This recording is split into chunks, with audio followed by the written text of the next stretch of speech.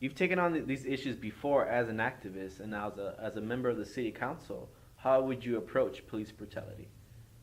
So that one in particular, I would say I would propose a mandatory training or retraining of the entire police department. And of course, that will be met with heavy resistance from the LA Police Protective League. It'll be met with heavy resistance from the other four city council members now who are law enforcement or off-duty law enforcement. But I think that that's something that the majority of the people in Los Angeles would support. And I think that at that point, it would pit the interests of the community against the interests of, the city council members and those that fund their campaigns. So, I mean, exposing that contradiction would be one thing that would be major. And I know for a fact that no other candidate or no other city councilman is going to do, because that's in a way they would see it as burning themselves politically. But, I'm not there to make political friends. I wouldn't be there to make political friends or to kind of, make alliances to become the next mayor or the next governor. I have no aspirations for that. I want to do what's best for the people of LA and in South LA in particular. And I think that's one of those things that can be done.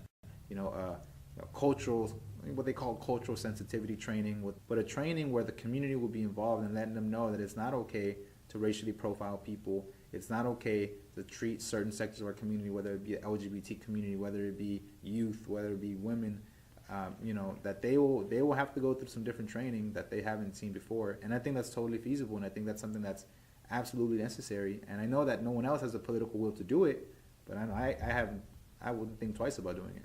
You have plans to create some kind of public oversight agency where the community can have some oversight in police affairs? Definitely. Right now there's a police commission, but it's all insiders. It's pretty much the police policing themselves or investigating themselves. And although they said they're independent, they're really not. What we will propose will be a community elected civilian police review board that would have the power to hire and to fire. If these cops get out of line, then the community should have every right and power to fire them. Of course, pending investigations and everything like that. But there should be people who are elected by the community, just like a neighborhood council, just like a city council member. These positions would be elected and not appointed by the mayor or appointed by any politician who, that's how corruption happens. So I think that makes total sense. It's totally democratic, and I would challenge that we need something like that. Immigrant rights. What will we see if you get a seat on the city council? Under I guess the jurisdiction of a city council, we can't legalize anyone. We couldn't, But what we could do, or there's a lot of things that we can do, like San Francisco, a sanctuary city.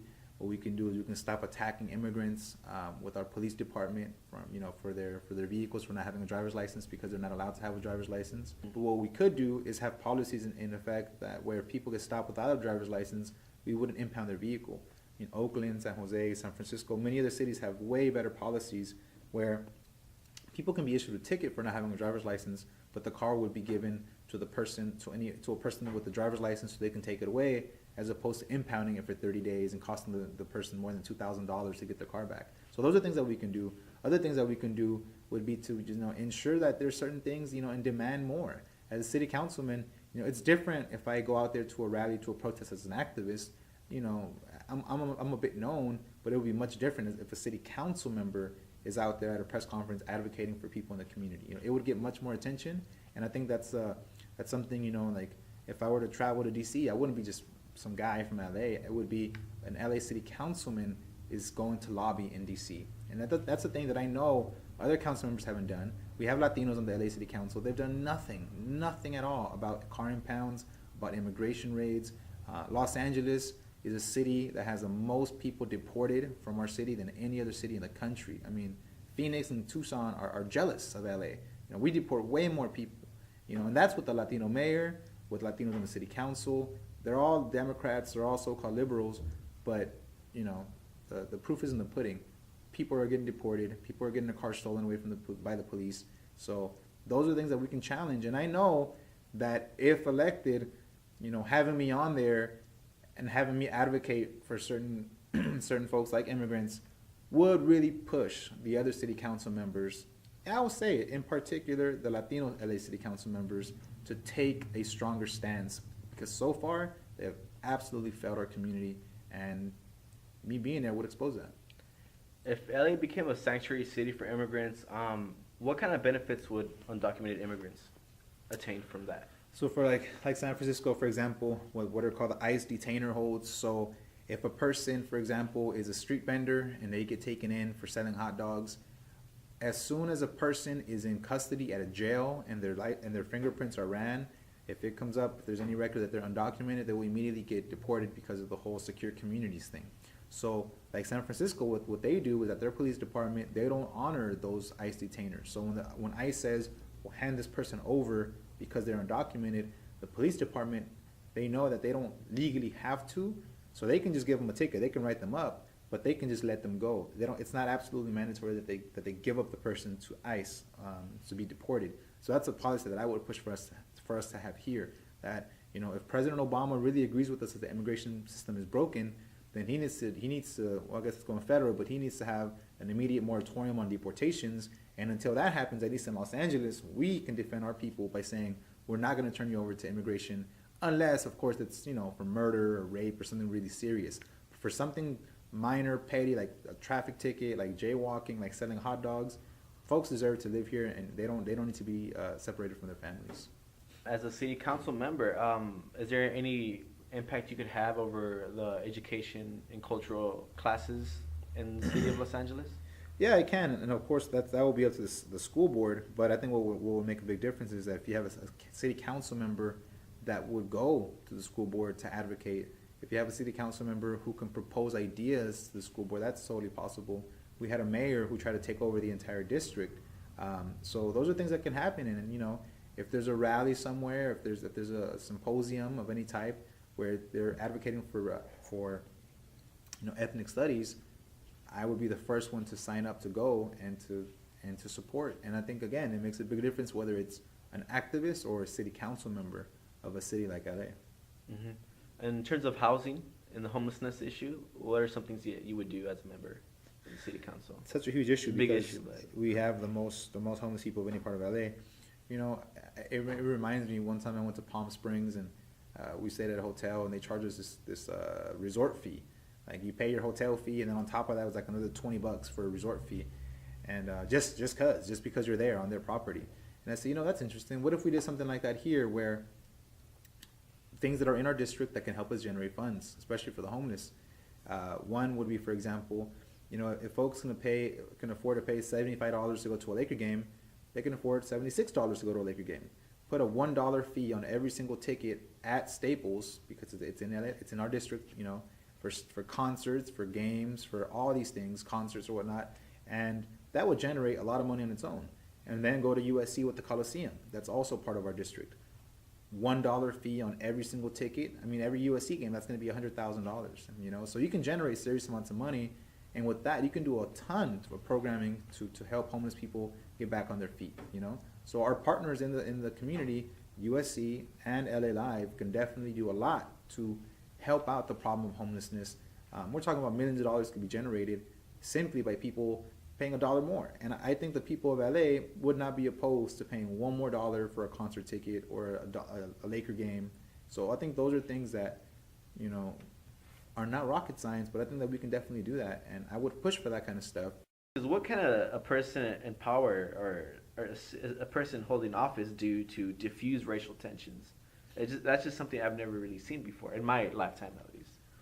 Yeah, because it's not, maybe, you know, that doesn't get huge financial contributions. That doesn't, you know, it's, I guess, political capital, as they say. It's not, sometimes it's not in the best interest of some politicians. But, you know, for us, that would mean, for example, there was just a case in Compton, I think like last week it was, or 2 weeks ago, where a Latino gang was charged with a hate crime because they were trying to, like, basically push out a black family from their block, and they literally beat one of the guys, and they were like screaming, you know, racial slurs at them, and it became a pretty big deal. I didn't see a single Latino elected official out there, you know, and coming out in defense of the black community, saying, hey, you know, we denounce this kind of stuff. That would help. That would be huge if a Latino elected official would, you know, go out there with the black community and denounce that kind of, you know, racial tension and say, no, that's not what the majority of our community feels. We want unity in our community, that kind of a thing. You don't see people doing that kind of stuff. Or, you know, whether it's rallies, whether they're events, whether they're community forums, where, you would have an elected official going out there and being accountable to the people and speaking honestly. And that's where I can advocate for classes like, ethnic studies.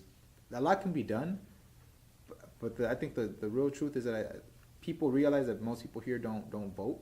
So if you walk around South Central, you see you wouldn't even know there's a mayor's race happening, because the mayoral candidates, they don't bother even putting up political propaganda in this area because they can care less what happens, because people here don't vote, So that's one of those things that it's just the right thing to do. Is it going to give me a ton more votes? Probably not, but that's not why I would be doing it, So I think a lot can be done in that area by having an elected official. And I think now, with the fact that the demographics have shifted so quickly in this area, the black community feels they feel like they're getting pushed out, and I understand that because we feel that way in many other places. So I think an open and honest dialogue has to happen, and I think an elected official would have a huge role in that and being honest about it. Okay, so are you optimistic about your prospects of success with this campaign?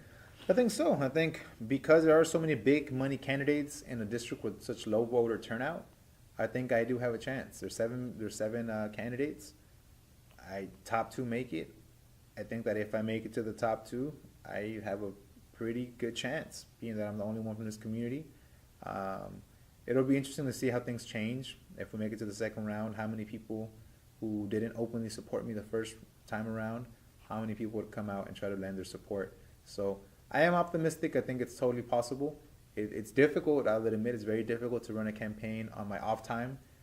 This is not what I'm doing full time. I'm a teacher full time, and all of my staff is volunteer, and all of my staff have, well, not all of them, but the majority of them have full time jobs. So we're doing this as, on our off time whenever we can. And it's very difficult, but we're up to the challenge. We've been doing it. We have an office. We're there 7 days a week. I'm going there now, and we'll see what happens on March 5th. If they want to get involved in your campaign, where do they go?